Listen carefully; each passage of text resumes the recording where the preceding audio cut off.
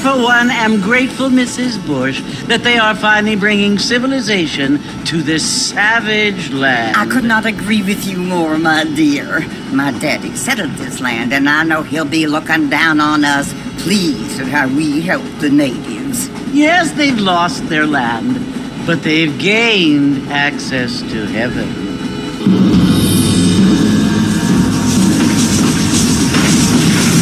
But Father, do you mean unless an innocent receives communion, they're destined to go to hell? It hardly seems fair. What I mean to say, Jenny, is that there is a great deal of difference between an innocent and a savage. I never thought of it that way. Yes, they lived like animals, but they're happier now.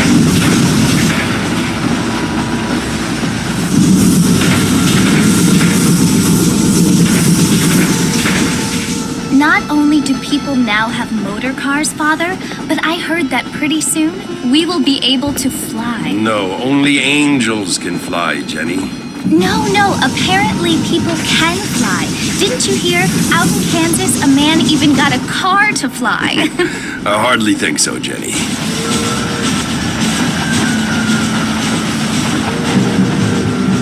Apparently, Mr. Johns wants to run for governor, which is why he's so concerned with cleaning up the state. Nate Johns. Yes. His family is nothing but hillbilly trash that came here after the war. I don't want to be judgmental, but this state should not be ruled by such a disgusting family. A family without class. Apparently, the Johns family have made a lot of money, and he has a lot of friends in politics. Mrs. Bush, money isn't everything. There are many things that money cannot buy. It seems that money can buy voters, though.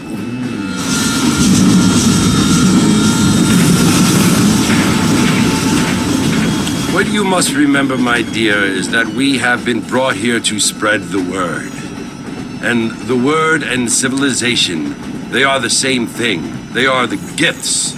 It is the opportunity we have, the chance to live among people who are decent and who do not kill each other, and who let you worship in peace. It's so confusing, Father.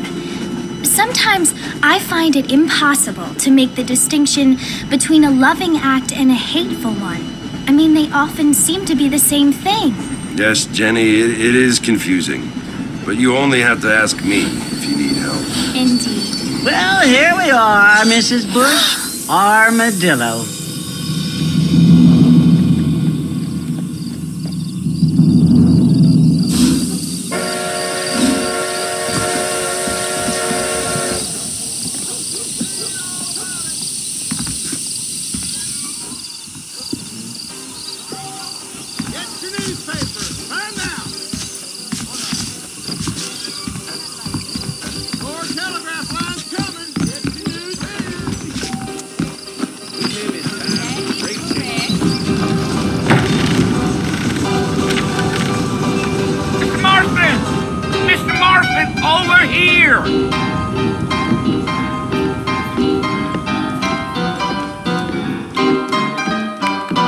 You must be John Marston. Sometimes.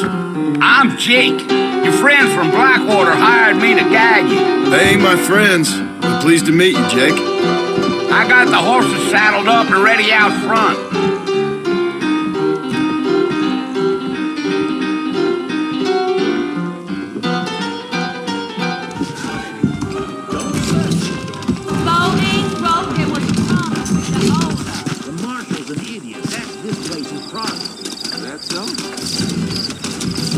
Well, here, let's mount up and hit the trail.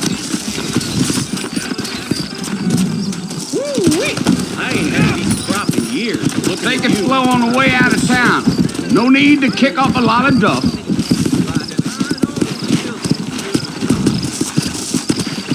Yeah, yeah. Get your news here.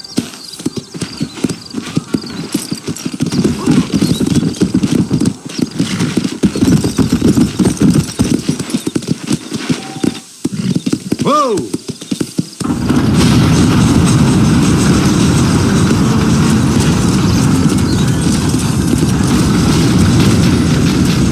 it's Fort Mercy you want to visit? That's right. Ain't taking nobody up to the fort in a long time. Strange place for a decent fella to want to visit, if you don't mind me saying. Who said I was a decent fella? It's been abandoned for years now. Folks say it was built during the Mexican War. All kinds of soldiers around back then. Why'd they leave? Well, I ain't entirely sure.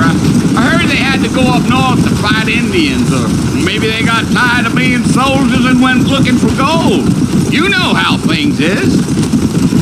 So what are you doing up at the fort? I'm looking for an old friend. Well, like I says, you ain't gonna find many folk round those parts these days. Those you do find are about as sociable as an ulcerated back tooth. I mean, I ain't one to judge a man by the company he keeps, but... Well, he ain't been friends for a long time.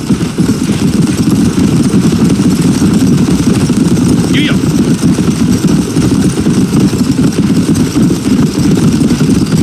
Are you planning on spending any time in Armadillo, Mr. Marston? I doubt it. I ain't planning on staying very long. Well, if you're fixing for some female company, you can do a lot worse than Armadillo. Fine as cream gravy they are. Not like Thieves' Landing. Dang, those girls ain't even fit for a drinking man to hole up with. I'm a married man, I'm afraid. Ain't we all?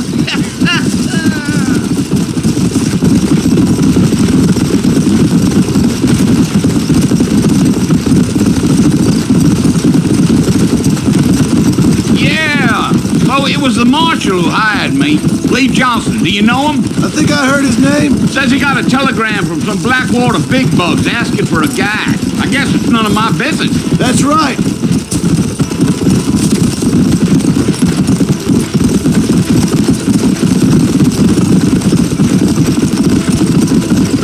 You ain't very talkative, are you? Nope. I'm just chewing the dog, mister. It's how I am. I don't mean nothing by it. Trust me. There's things you better off not knowing.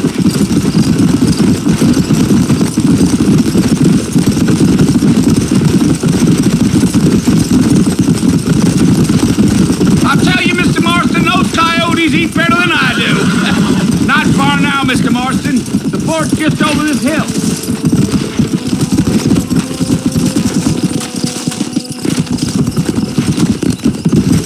Yeah.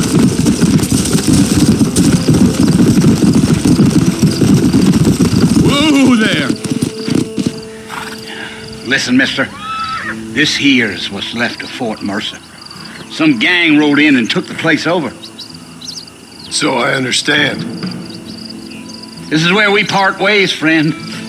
You have yourself a good time.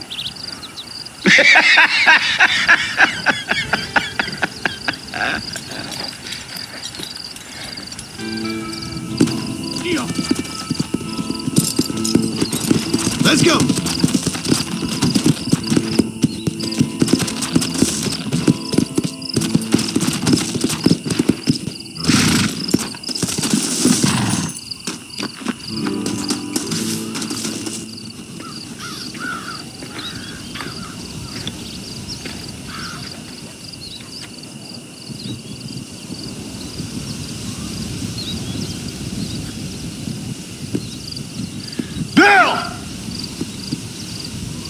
I've come for you! Bill Williamson! Come out here right now! Go away now, John. Don't make me kill you. Nobody needs to kill anyone, Bill. You must think I was born yesterday. You always did think I was an idiot. That ain't fair, Bill. You were as my brother. I've come to try to save you. Oh. Do I look like I need saving? Bill, please. They want to kill us all. I can help you. Well, you never tried to save me before. You only seemed to save yourself. Bill, I implore you, think about this. You implore me? You implore me. You always were one for fancy words. Oh. Well, things are different now, John. Now I'm in charge. No more Dutch. And no more you. Implores. I implores you to go back and tell them to send someone just a little bit more impressive next time. Well? Oh. Poor John.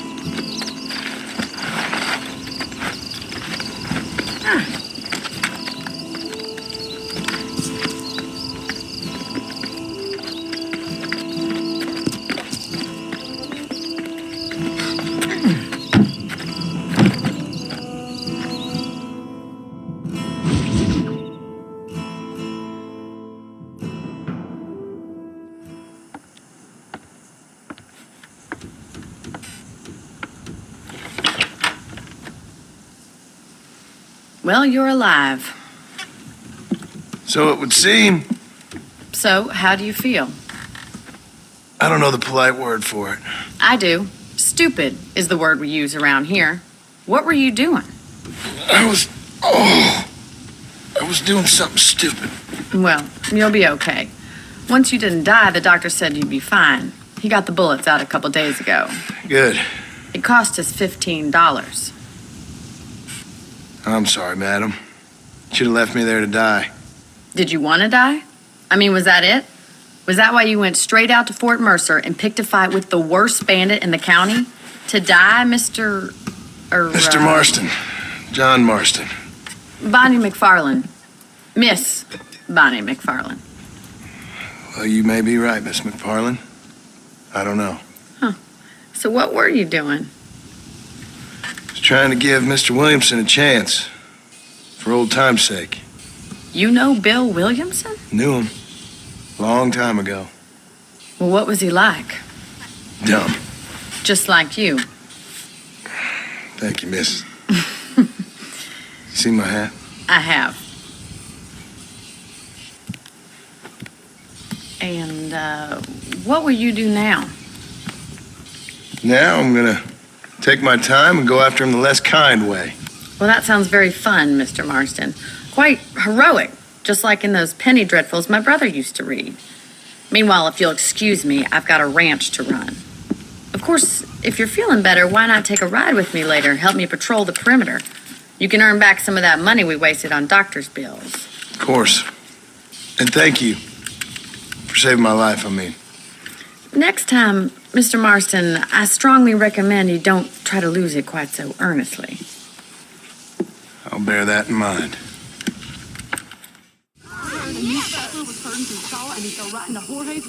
Oh, I see.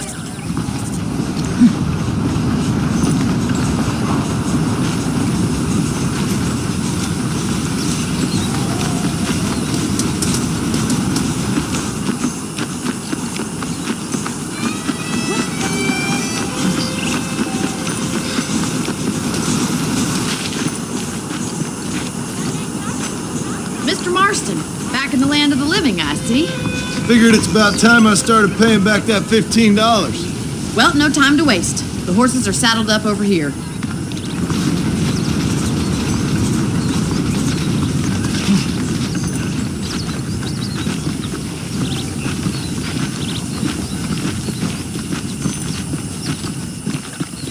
There's the foreman's office.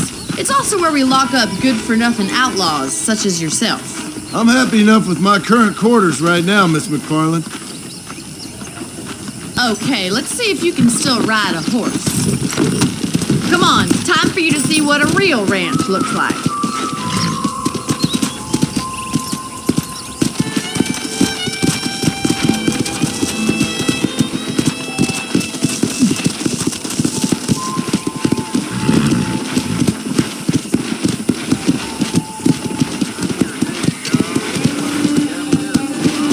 Is the general store. You won't find Parisian high fashion, but it's good for the essentials. Very convenient. I don't think I've ever seen a ranch with its own store before.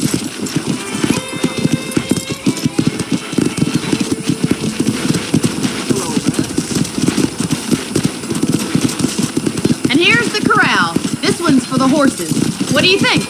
I'm no expert, but it certainly looks like a fine corral. I suspect you've stolen more horses than you've broken. Now, where'd you get such an idea? First impressions are hard to erase.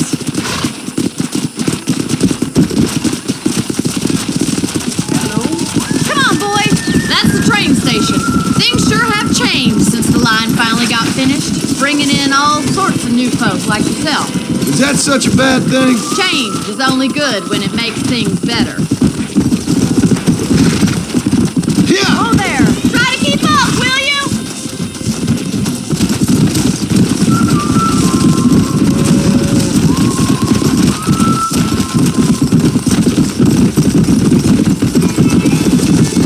That's the barn over there.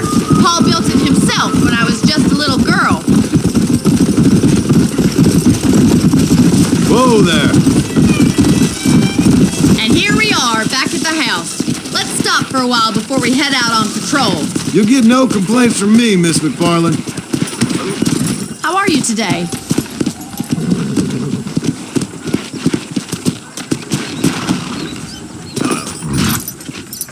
Come on, this is the only chance you're gonna get to rest.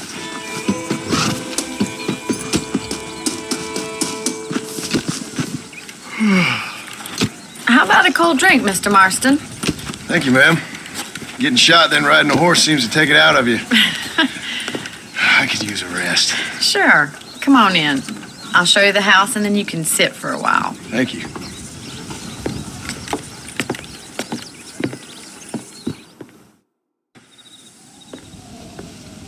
Mr. Marston, Miss McFarland. remember me telling you about the trouble we've been having with rustlers and other undesirables? I do. Will you help me keep watch on the property line this evening? Sure. I want to see just who is trespassing on our land.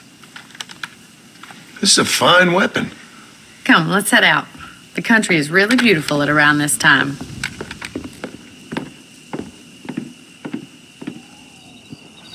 Ready, Mr. Marston? Let's mount up and patrol the ranch.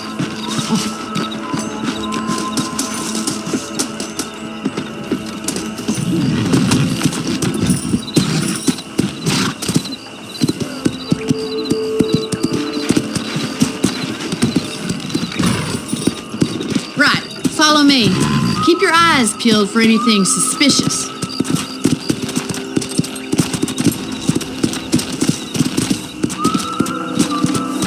Thank you, Mr. Marston. I feel a lot happier someone's along with me. I feel a lot happier now I got a rifle. Well, with your trigger itch and my feminine intuition, we should make quite a team.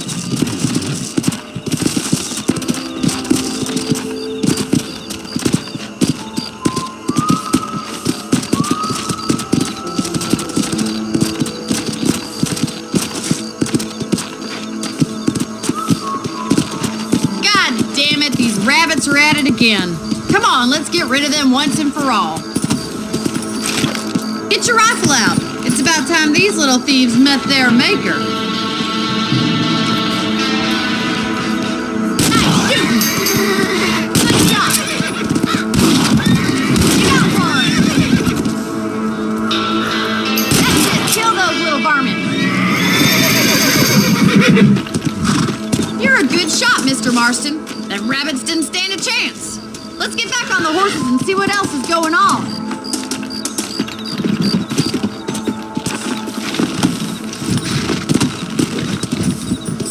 Let's get going. We've still got plenty of ground to cover.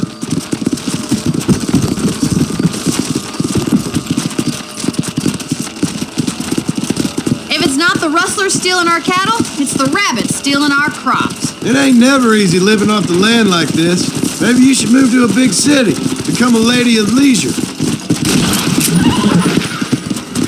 Look out! Coyotes! Shoot them before they get to the animals. Nice shot.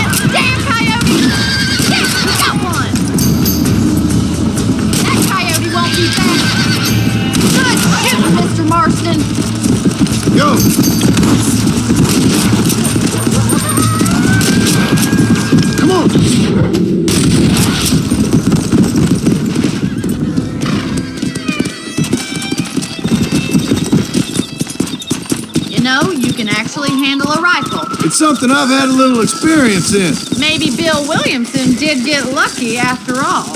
Luck didn't really come into it, miss. You're a useful man to have around the ranch, that's for sure. But don't think I've forgotten what brought you here. We'll do whatever we can to help you. I sure appreciate that, Miss McFarland.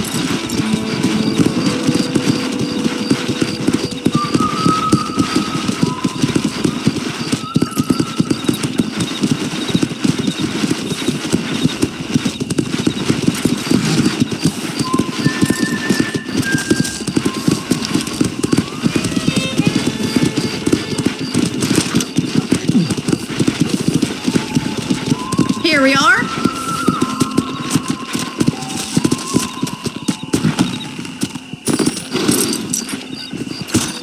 Thank you for your help, Mr. Marston. Makes me kind of happy I saved your life. Get some sleep and I will see you in the morning. Good night, Miss McFarland.